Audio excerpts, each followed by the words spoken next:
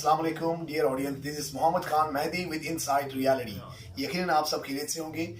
Today our topic will be about the political exigency in Pakistan in the recent elections, interim elections, which are being held across the country enthusiastically, and we'll also be discussing about the ongoing skirmishes across the globe, and peculiarly the Russia-Ukraine military skirmishes and the role of NATO and the advanced countries in ameliorating the status of this of the realistic world। इस हवाले से हम discuss कर लेंगे कि दुनिया के ऊपर क्या हो रहा है, और पेक्यूलरली पाकिस्तान की कॉन्टेक्स्ट में रिसेंटली जो इलेक्शंस हुए इसमें इमरान खान फिर से वाज़ेह बढ़तरी लेकर कामयाब हुए हैं।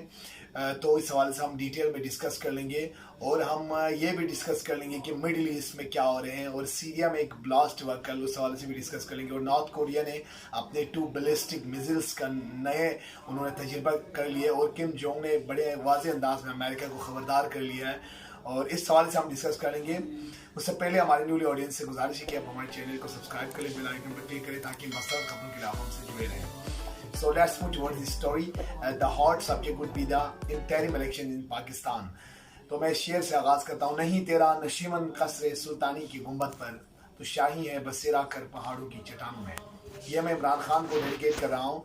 अब तक पाकिस्तान में अगर हम देखें, अब रिसेंट हिस्ट्री में अमेरिका ने बड़े शातिराना अंदाज में पाकिस्तान के अंदर एक प्रोसेस करवाया रिजीम चेंज का। इसके तहत एक लेजिटिमेट सिटिंग गवर्नमेंट को ओस्ट किया गया उसको अपने ओहदे से, और अपने नेफेरियस डिज़ाइन को अचीव करने के लिए उसकी ओहदे से उसको सबकदोश होना पड़ा। पाकिस्तान में मिलिट्री और सिविलियन कॉन्फ्लिक्ट देखने को मिले हमें। इस्टेब्लिशमेंट और सिविलियन गवर्नमेंट के दरमियान बहुत सारे तजादात और स्किर्मिशेस देखने को हमें मिले, जिसके नतीजे में पाकिस्तान की फ़ज़ा आलूदा हो गए, और हर तरह से protest ongoing, street protest, sit ins और डिमॉन्स्ट्रेशंस, एजिटेशन स्टेट के खिलाफ, और इस तरह के बहुत सारे डिस्ट्रेस देखने को मिले, जिसकी वजह से मुल्की ख़जाने को बहुत सारे लॉस का सामना करना पड़ा, और पाकिस्तान डिफ़ॉल्ट की तरफ गामजन है। और पाकिस्तान के अंदर एक इन्फ्लेशन की लहर आ गई, जिस लहर ने अब गरीबों को और बिलूम तमाम लोगों को अक्सर अपने लपेट में लिया, और जो डेली कमोडिटीज़ की प्राइस है वो अब स्काई हाई है और लोगों की कुव्वत खरीद से बाहर है। ऐसे में इमरान खान के खिलाफ घेरा तंग होने लगे, और इसको जब ओस्ट किया गया तो उसके ऊपर बहुत सारे एलिगेशंस लगाए गए, गद्दारी के केसेस, मनी लॉन्ड्रिंग के केसेस, तोशाखाना, इस तरह के मॉरल कैरेक्टर असैसिनेशन के बहुत सारे इल्ज़ाम उसके ऊपर लगाए गए, और कोर्ट में घसीटने की कोशिश की, उसको नाअहल कराने के लिए बहुत सारे हरबे इस्तेमाल किए। मगर इमरान खान एक अज़्म मसम्मम इरादे के साथ एक चट्टान की तरह खड़े रहे, और उन्होंने अल्लाह पर बिलीव करके इन तमाम कुव्वतों से लड़ते रहे। और न सिर्फ उन्होंने with in the short span of time historical उन्होंने अवाम को मोबिलाइज किया। पाकिस्तान की हिस्ट्री में कोई तारीख में ऐसी सबूत, कोई एग्जाम्पल नहीं मिलते जिसमें ओस्ट किया और प्राइम मिनिस्टर के हक में अवाम इतने तादाद में निकले और उसके लिए वो सुरखरू हो पाए। और अभी जो पंजाब के ज़िमनी इलेक्शन में उन्होंने एक लैंड स्लाइड विक्ट्री हासिल कर ली, जिससे उसके अपोनेंट काफ़ी नाला नजर आते हैं। और इसके बाद उन्होंने पंजाब में फिर से अपना सेटअप करवाया, अपने सीएम लाए, हुकूमत करने में कामयाब हो गए। अब प्राइम मिनिस्टर शहबाज शरीफ को कहा जा रहा है कि ये सिर्फ सीडिया का प्राइम मिनिस्टर रह चुका है। पर इसी तरह अगर हम देख लें तो overall country, across the country उसका एक बोलबाला नजर आते हैं। हर शख्स के जबान ज़द-ए-आम इमरान खान के ऊपर अब जो ट्रस्ट है वो माउंट होता हुआ नजर आता है। वो जो बड़े प्रोलॉन्ग प्रॉमिसेस करते थे, जो डायनेस्टिक पॉलिटिकल अफेयर्स, पीपीपी और पीएमएलएन के जो अब नारे थे, जो अब खोखली दावे थे कि वो इन्फ्लेशन को कर्व करने का, इकोनॉमी को बहाल करने का और पाकिस्तान को डिफॉल्ट से बचाने का, इन तमाम चीज़ें अब बेसूद साबित हो रही, क्योंकि उनकी हाँ कोई मिशन और विजन नामी कोई चीज़ नहीं था। रादर वो अपने डायनेस्टिक पॉलिटिक्स और वेस्टेड इंटरेस्ट को बचाना चाहते थे, और अवाम इसको काफ़ी हद तक समझ चुके हैं। और नून लीग को अपने जो अहम मेजर जो वोट बैंक है, वो इधर इन कराची और इन इस्लामाबाद और इन पंजाब और in Faisalabad, they are facing utmost defeat. Rana Sanaullah को अपने हल्के में अब डिफीट का सामना अपने गढ़ हल्के में फैसलाबाद के अवाम ने शिकस्त से दो चार किया है। इसी तरह आबिद शेर अली को शिकस्त से दो चार होना पड़ा है। मेजर जो कोहार्ड है उनको बड़े जलालत का सामना करना पड़ा। इससे हम ये कह सकते हैं कि अवाम की जो राय आमा है वो इमरान खान की जानिब मबजूल हो रहा है और PTI के क़यादत काफ़ी स्ट्रॉन्ग और रॉबस्ट अंदाज में नजर आते हैं। और जो PMLN की जो क़यादत लीडरशिप है ऑलरेडी ही is sitting in London as an absconder and he has no interest in the politics, in the welfare of the Pakistani people. Rather, he is concerned with only his personal। जी, इसी तरह मरीम नवाज ने भी उड़ान बड़ी है London की जानिब और वहाँ पर वो अपने एब्सकॉन्डर फादर के साथ आराम से बैठे हुए, आराम से आवाम से कोई कंसर्न नहीं। ऐसे में अवाम अपने लिए सरवाए जो सैवियर समझ रहे हैं वो PTI की क़यादत को समझते और आने वाले जो इलेक्शन से वो अब वाजी हो चुके, ऑब्वियस हो चुके और मुल्क के लिए जनरल इलेक्शन इनएविटेबल बन चुका है। और इमरान खान एक साफ नज़र आता है कि आने वाले इलेक्शन, जनरल इलेक्शन में पाकिस्तान में वो 2/3 मेजॉरिटी के साथ दोबारा प्राइम मिनिस्टर आ सकते हैं। ऐसे में PPP और PMLN की जो सियासत है, मोरूसी सियासत, वो घटाई में, वो खाई में पड़ सकते हैं और जो उनके जो इंटरेस्ट है उसको काफ़ी धचका पड़ सकता है। और इसके साथ साथ हम जिक्र करते हैं इसके जियो पॉलिटिकल इम्पैक्ट्स, पाकिस्तान के जो इम्परेटिव्स हैं, जो रशिया के साथ पाकिस्तान की टाइस हैं, वो अब आगे सम की अगर फ्री एंड फेयर इलेक्शन होते हैं तो पाकिस्तान अपनी फ्री एंड फेयर पॉलिसी को अचीव कर सकते हैं और अपनी जो एनर्जी क्राइसिस है उसको पूरा करने में रशिया के साथ पाकिस्तान अपने स्ट्रेटेजिक एलाइज से उसको काफ़ी स्ट्रेंथन कर सकते हैं और चाइना के साथ भी काफ़ी कुर्बतें ऑलरेडी है, इससे ज़्यादा आगे इन्हांस हो सकती है। और अमेरिका के साथ जो सदमोरी का हमारा शिकार रहा है, जो हमारा रिलेशंस, डिस्पाइट हमने अमेरिका के बहुत सारे खिदमत की, अमेरिका के साथ हमने पार्टनरशिप अपना, अमेरिका ने पाकिस्तान कभी भी पाकिस्तान को एक ट्रस्ट वर्दी स्ट्रेटेजिक एलाइज के तौर पर नहीं देखा, रादर इंडिया की मिमिक्री करता है वो नजर आए।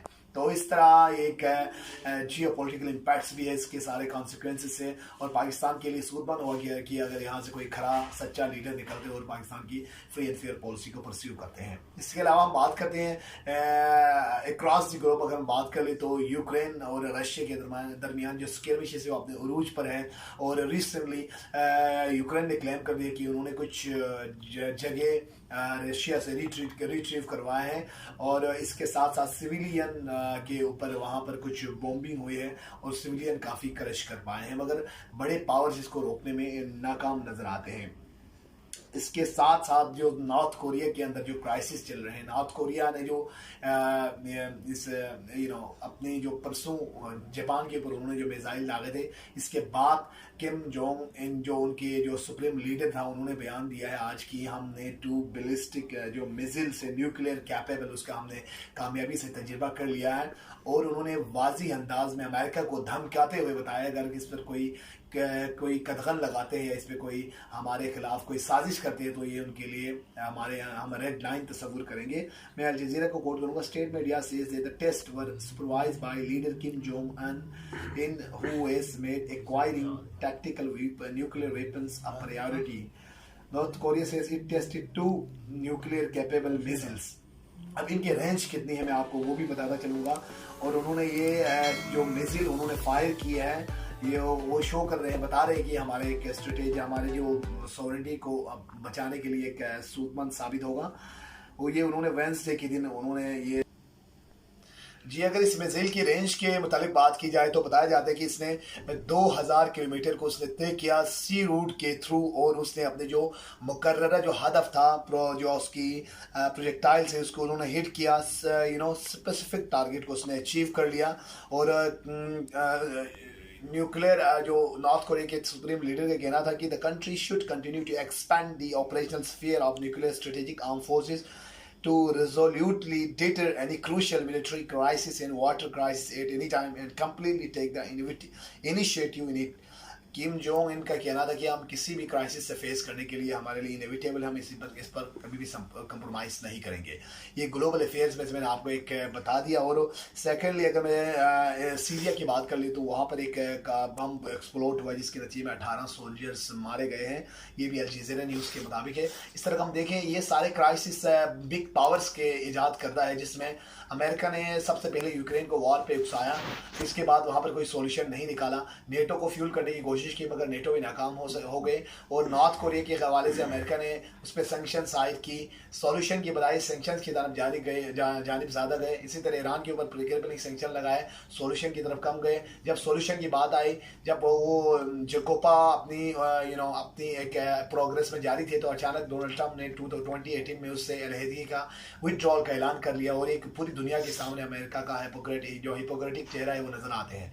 इस तरह से दुनिया में सीरिया देखे, यमन देखे, लिबनान देखे, इराक देखे, इन तमाम पर अमेरिका ने फ्यूल इग्नाइट किया, वहाँ पर आग लगाए अपनी यस मैन को लगाने के लिए और न्यू वर्ल्ड ऑर्डर के परसुएंस में। मगर जब वो वहाँ से निकलते हैं तो वो खंडर का समा पैदा करते हैं, क्योंकि अमेरिका इसकी वेलफेयर के लिए काम नहीं करते, रादर अपने इंटरेस्ट के लिए वहाँ पर घुसते हैं और सिविलियन को क्रश कर पाते हैं। यही समा दुनिया के हर कोने में है, जहाँ जहाँ अमेरिका घुसे हैं। अब तक 469 मिलिट्री इंटरवेंशन अमेरिका ने किया। ये ओवरऑल पूरी दुनिया का सिनारियो बयान कर ले तो ये हर जगह पर एक क्राइसिस की नजर आती है। कहीं पर वॉर है, कहीं पर एनर्जी क्राइसिस, कहीं पर वाटर क्राइसिस है, कहीं पर फैमिन है, कहीं पर पॉवर्टी है, कहीं पर ग्लोबल वार्मिंग का इश्यू है, तो कहीं पर टेररिज्म, कहीं पर एक्सट्रीमिज्म। इसमें बिग पावर्स, बड़े पावर्स के बड़े हाथ हैं इन चीज़ों को फ्यूल कराने में। अगर इसको रिजोल्व करता हुआ कोई चीज़ नजर नहीं आता, ख्वाह हो कश्मीर इशू या Palestine issue, rather these are moving towards abysmal darkness। अगर ये यूक्रेन और रशिया का इशू रिजॉल्व नहीं होते तो एनर्जी क्राइसिस के साथ साथ दुनिया के बहुत सारे कोनों में जो खुसूसन खित्ते में आग और भड़क सकती है, जिसका खमियाजा पूरी दुनिया को भुगतना पड़ सकते हैं। और पाकिस्तान के लिए भी काफ़ी ये इसके जियोपॉलिटिकल इम्पैक्ट है। इस हवाले से हम नेक्स्ट हमारी जो सेशन उसमें डिटेल में डिस्कस करेंगे। Thank you for watching my session, and next time we will bring you more informative session. Thank you for watching my channel. Take care. Allah Hafiz.